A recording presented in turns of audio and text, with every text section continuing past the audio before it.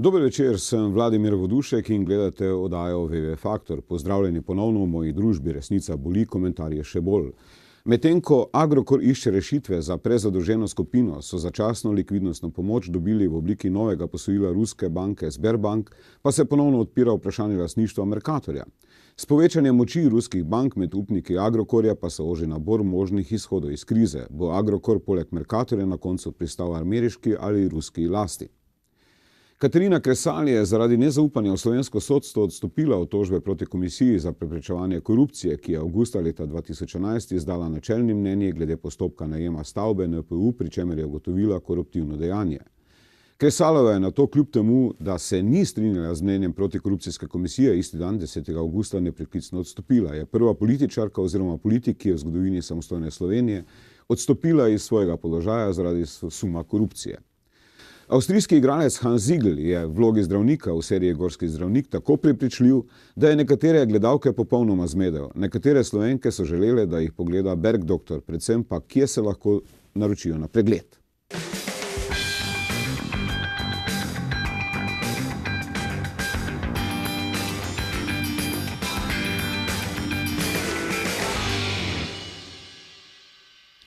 Po vnovični finančni injekciji v Agrokor, za kar naj bi ruska Sberbank v zastavo dobila del Mercatorja, se je stanje v hrvaškem velikanu stabiliziralo. Toda vse kaže, da je prišel čas, ko bo moral prvi mož koncerna Ivica Todorić v lastništvu Agrokorja spustiti upnike, sam pa se posloviti iz čela družbe. Poglejmo, kakšno je stanje stvari.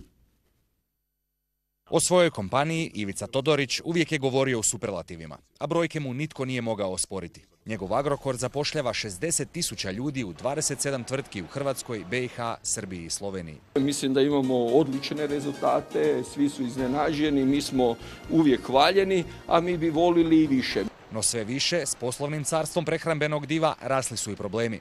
Prije samo 2,5 godine Agrokor je kupnjom slovenskog Mercatora postao najveći maloprodajni igrač u regiji. Danas je to tvrtka koju banke ocjenjuju prezaduženom i novac joj, za razliku od nekad, posuđuju uz visoku kamatu. Toliko visoku da je Agrokor prošlog tjedna odustao od planiranog kredita od 500 milijuna eura potrebnog da zatvori postojeće dugove. Time mu se vrijednost obveznica srozala za 15%. Agrokor je širio svoje poslovanje na tržištima jugoistočne Europe bez ekonomskih kriterija najčešće, samo da zauzme tržišne pozicije. Sad će morati napraviti radikalne rezove, vrlo ozbiljne zaokrete u svome poslovanju. Tek onda možemo razmišljati o tome da će Agrokor izaći na tržišta kapitala i prikupiti taj potreban kapital koji mu doista nedostaje. Nedostaje mu sve više novca. Prihodi Agrokora od 4,8 milijardi eura u 9 mjeseci prošle godine manji su za 100 milijuna eura nego godinu prije. Dobit se u tom razdoblju smanjila na 25 milijuna, što je pad od 200 milijuna eura. Agrokor je pritom dužan čak 6 milijardi eura, više od 3 milijarde kreditorima, a 2 dobavljačima. Odgovorna smo kompanija koja uredno servisira svoje obveze. Poručuju to iz Agrokora i tvrde da su tako i obveze koje im dospijevaju u narednom periodu već uspješno refinancirali u zadnjem kvartalu prošle godine.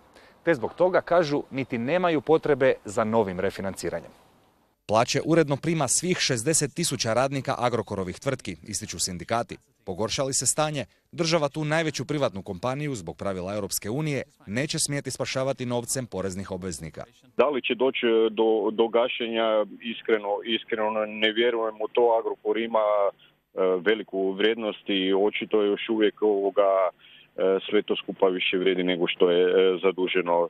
Neki analitičari procjenjuju da je pred Agrokorom neizbježna prodaja dijela imovine i nekoliko tisuća otkaza, na što su mnoge privatne tvrtke bile primorane tijekom gospodarske krize. To kod Agrokora nije slučaj i to je zapravo posljedica njegove dugogodišnje ili desetljetne povezanosti sa političkim establishmentima.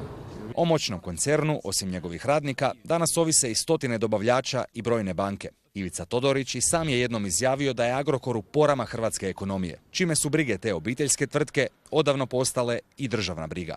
Ivan Vrdoljak, Al Jazeera. Dobro večer, ponovno v oddaji VV Faktor. Seveda nocoj je z nami naša nova komentatorka Katja Fašnik, ki je specialistka za odnose z javnostmi. Dobro večer. Dobar večer. In Aljuš Pertinač, naš stalni komentator. Lep pozdrav obema še enkrat. Dobar večer. Glede na to, da je danes prvi pomladni dan in pa dan sreče, bi vas vprašal, kako sta preživela vikend. A sta mogoče bila na Hrvaškem? Dame imajo prednost. Ne, nisem bila na Hrvaškem. Sem bila v čudoviti Ljubljani, v prečudoviti Sloveniji. No, jaz sem pa bil na Hrvaškem, Vlado, ne boš verjel, namreč z našim nogometnim klubom NK Črni Graben smo šli na tradicionalne pomladne priprave v našo stalno bazo v Medolino v hrvaški Istri. Ampak moram reči, da tam ni bilo videti, da bi kdo plenil Konzumove trgovine ali da bi zaposleni odnašali ven stvari. Tako da mogoče ta juha še ni tako vroča, kot se nam zdaj zdi.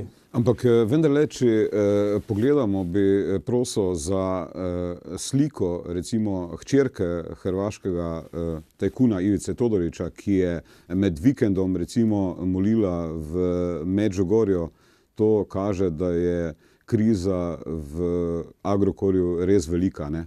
Zdaj začela se nekako s to izjavo ruskega ambasadorja na Hrvaškem, da ne bodo podaljšali kreditov, ki so v višini več kot milijardo evrov. Mislim, da je zadnja številka 1,5 milijarde. Pa me zanima, mislim, mogoče kako komentirate to, ali gre za geostrateško zadevo, ki se je pravzaprav začela že z najavo hrvaške politike ali pa z dokaj narodnimi izjavami hrvaških politikov glede njihove vloge v Ukrajini, ker so ponudili inštruktorje iz nevihte, ki naj bi pomagali Ukrajincem, ko gre za ta spopad v Ukrajini. Ali gre za geostrateško zadevo ali gre izključno za prezadolženost Agrokorja?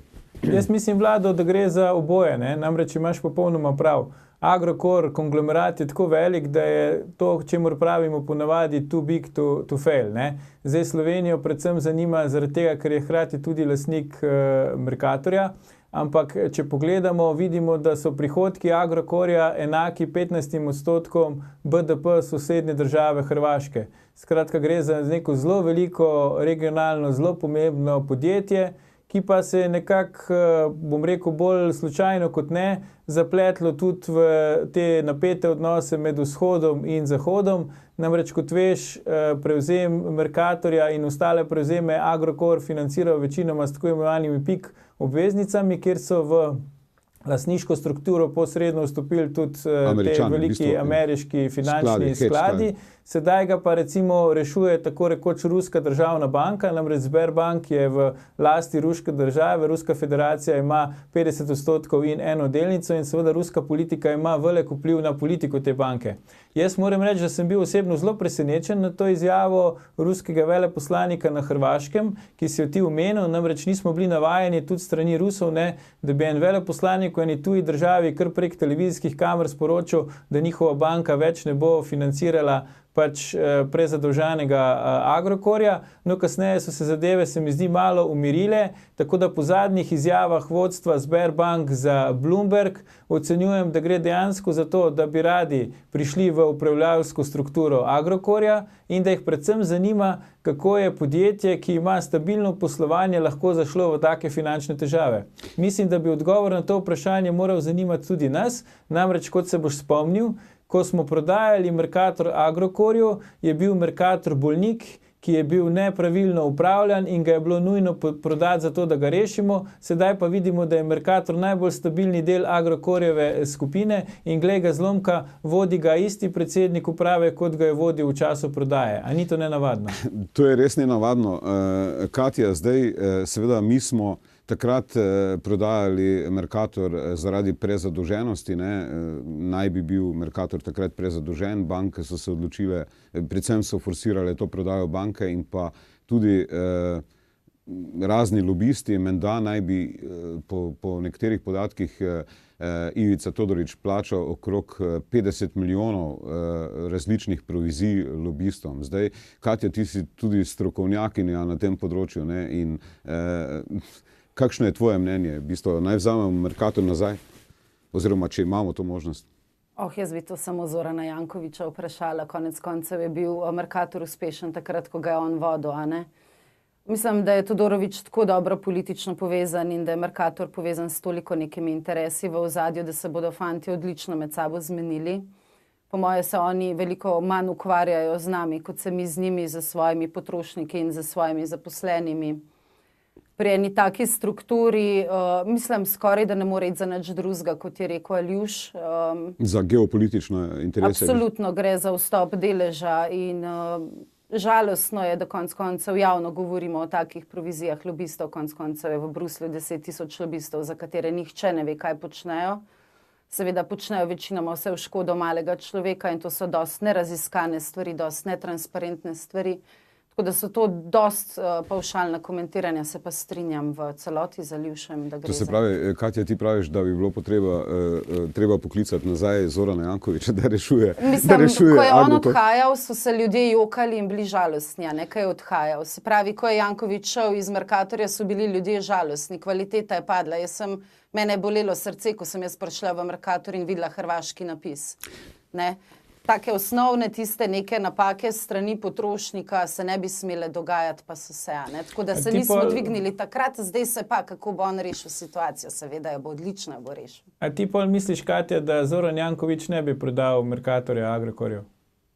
Ne vem, ga nisem vprašala. Zdaj, seveda, mi zdi se, da se na Hrvaškem dogaja nek podoben proces, kot se je pri nas dogajal, ko so pač razlastili te ekonomsko elito pri nas, od Pivovarne Laško do Zorana Jankovića v Mercatorju, da se pravzaprav ta proces dogaja in zgleda, da je hrvaška politika obrnila hrbet tudi Todoriću in da Todorić bo preko slej, glede na te zadnje informacije, se moral umakniti iz upravljanja, vsaj v prvi fazi, ali pa potem iz lastniške strukture.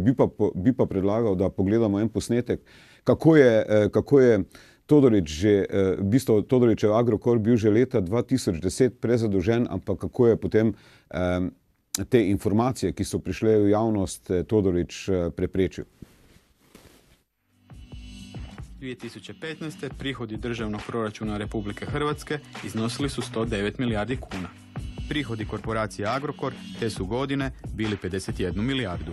U teoriji, Agrokor čini skoro pola države po prihodima.